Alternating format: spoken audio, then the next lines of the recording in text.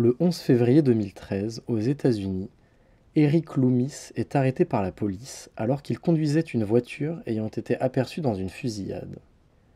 Il a ensuite été inculpé et a plaidé coupable pour avoir tenté d'échapper à un officier. Lors de la détermination de sa peine, le juge a pris en compte son casier judiciaire ainsi qu'un score attribué par un outil informatique appelé Compass. Le principe de ce logiciel, c'est d'évaluer le risque de récidive d'un accusé à partir de ses données personnelles ainsi que ses réponses à un questionnaire. Le programme repose sur un algorithme propriétaire, c'est-à-dire dont le fonctionnement est conçu et gardé secret par une entreprise privée, et influence les décisions de justice, de mise en liberté ou de condamnation dans plusieurs États américains, comme New York, la Californie ou la Floride. Compass a donc évalué Eric Loomis comme présentant un risque élevé de récidive, et il a été condamné à 6 ans de prison. Loomis a contesté cette décision, arguant que le fait que le juge ait pris en compte le résultat d'un algorithme au fonctionnement secret et impossible à examiner constituait une violation du droit à un procès équitable. Donc, naturellement, il a fait appel. 3 ans plus tard, en 2016, l'appel a été rejeté, et la légalité de l'outil Compass a été établie par la Cour suprême des États-Unis. À partir de ce jour, il fut donc reconnu et accepté que la décision d'un juge puisse être influencée par un programme informatique au fonctionnement opaque. Un événement historique pour l'intelligence artificielle, bien qu'il nous laisse un goût amer. La même année, ProPublica mène une enquête sur environ 7000 dossiers de justice ayant eu recours à cet outil algorithmique et révèle un fait troublant. Compass, présenté comme objectif et impartial, surestimait le risque de récidive pour les personnes noires, les classant à tort en risque élevé 2 fois plus souvent que pour les personnes blanches. Il obtenait un taux de faux positifs, c'est-à-dire ici prédire à haut risque alors que finalement la personne ne récidive pas, de presque 45% pour les noirs contre 23,5% pour les blancs. Plus généralement, l'algorithme d'aide à la décision judiciaire utilise tout un tas d'informations sur l'accusé, chacune plus discriminatoire. Résultats scolaires, emploi, environnement social, lieu d'habitation ou encore liens familiaux. Et si tout cela vous semble scandaleux, sachez que le logiciel est toujours utilisé à ce jour, en 2025, car il est considéré utile pour certains juges. Et ce malgré le fait que son fonctionnement soit tenu secret par une entreprise, et malgré ses limitations et ses biais racistes ayant été mis en lumière il y a presque 10 ans. Et Compass n'est pas un cas isolé. Cet exemple illustre un problème bien plus vaste et inhérent à l'intelligence artificielle, les biais algorithmiques. Et c'est justement de ça dont on va parler aujourd'hui, les biais dans l'intelligence artificielle. Nous allons donc essayer d'en comprendre les origines, les conséquences, et de voir s'il y a des solutions possibles pour les éviter. Alors, reprenons depuis le début. Déjà, qu'est-ce qu'un biais ? Le mot biais est un terme assez courant qu'on retrouve dans tout un ensemble de contextes. Par exemple, les biais cognitifs, comme le biais de confirmation ou le biais de halo. Les biais cognitifs sont des erreurs dans nos raisonnements et dans notre compréhension du monde. Ce sont des défauts intrinsèques à notre pensée. On parle également de biais en linguistique, avec le biais de traduction ou le biais culturel, qui agissent comme des prismes déformant le sens d'un message. Il y a aussi les biais statistiques, comme le biais de sélection ou le biais du survivant, qui faussent et polluent les résultats des études et des sondages. Et il y a aussi donc le cas qui nous intéresse ici, qu'on nomme généralement le biais algorithmique. Dans tous ces exemples, l'idée est toujours à peu près similaire. Le biais est une erreur systématique. Pas une simple erreur aléatoire, une erreur qui va toujours dans la même direction. Illustrons cette idée avec un exemple simple. Vous avez un thermomètre qui, comme son nom l'indique, mesure la température. Sauf que votre thermomètre a la fâcheuse tendance à toujours rajouter 2 degrés. Quand il fait 5 degrés dehors, il indique 7. Et quand il fait 20 degrés, il indique 22. Il est plutôt précis, mais mal calibré. Et son erreur va toujours dans la même direction. Cette erreur, c'est un biais. Il ne se trompe pas au hasard, il se trompe toujours dans le même sens. Un autre biais que votre thermomètre pourrait avoir, c'est de surestimer l'hiver, par exemple.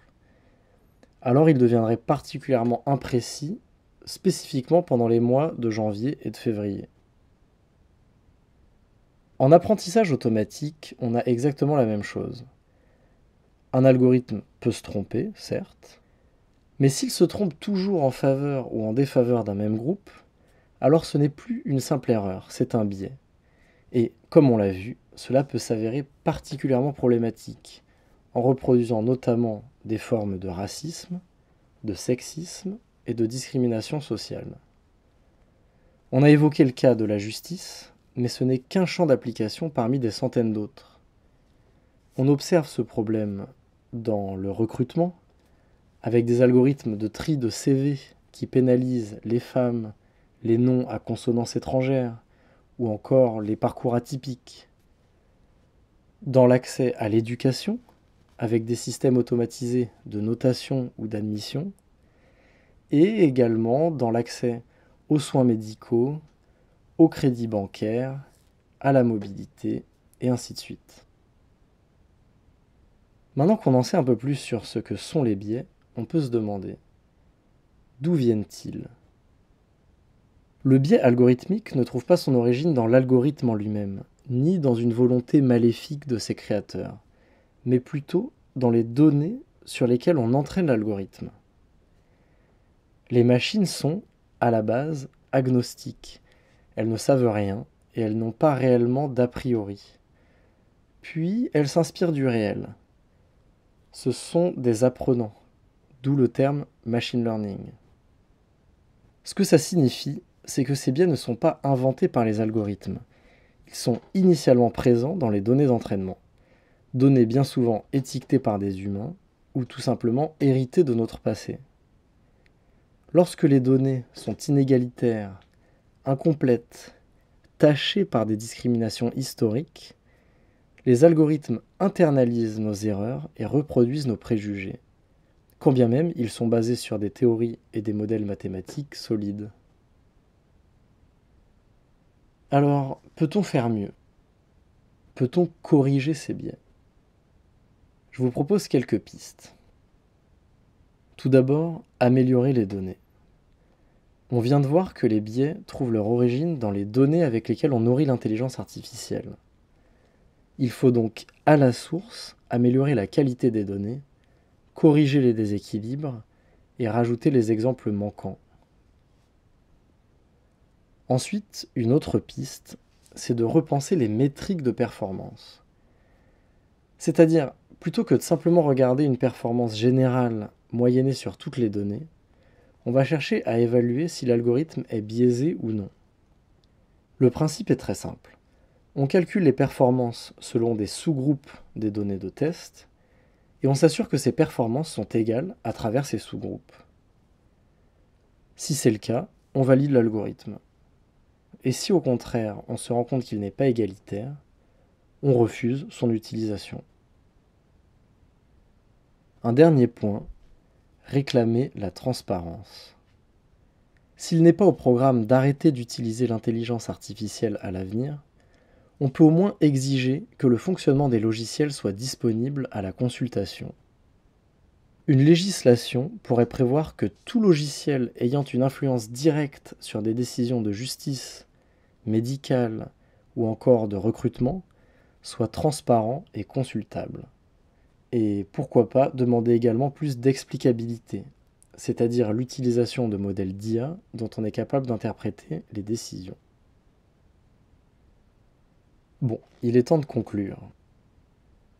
On entend parfois l'idée selon laquelle les algorithmes d'IA ne sont pas biaisés, car ce sont des machines, froides et rationnelles. S'il y a une chose à retenir de mon intervention, c'est que cette idée est absolument fausse. Les machines, tout comme nous, sont influencées par les données et les idées auxquelles on les expose. Car ce qui amène les algorithmes à être biaisés, c'est finalement le même processus qui nous amène, nous, en tant qu'humains, à être biaisés, le processus d'apprentissage. Ils apprennent comme nous, en observant, en généralisant, en répétant. Le biais algorithmique n'est pas une anomalie logicielle, c'est un miroir qui reflète nos propres biais. Et ce que tout ça montre, c'est qu'au-delà des performances et de l'utilité potentielle d'un programme d'intelligence artificielle, il faut d'abord se demander s'il respecte nos droits fondamentaux. Typiquement, le droit à l'égalité, le droit à ne pas être discriminé en raison de son genre ou de son origine, le droit à un traitement équitable, le droit à la transparence des décisions qui nous affectent, et même peut-être le droit à être jugé par un regard humain, conscient de ses limites, mais aussi capable d'éthique. Avant le déploiement en masse d'une intelligence artificielle, on se devrait de l'interroger, de la disséquer, de la tester à fond, afin d'établir que ses droits fondamentaux sont respectés. Malheureusement, cette prudence semble inexistante dans notre société, et, à l'instar du logiciel Compass, des algorithmes en tout genre, produits par des sociétés privées, pullulent et sont bien souvent acceptés sans remise en question. Acceptés par la loi et acceptés par la population. Pourtant, un algorithme qui discrimine, même silencieusement, n'est pas seulement un bug à corriger. C'est une société qui délègue l'injustice et s'en lave les mains.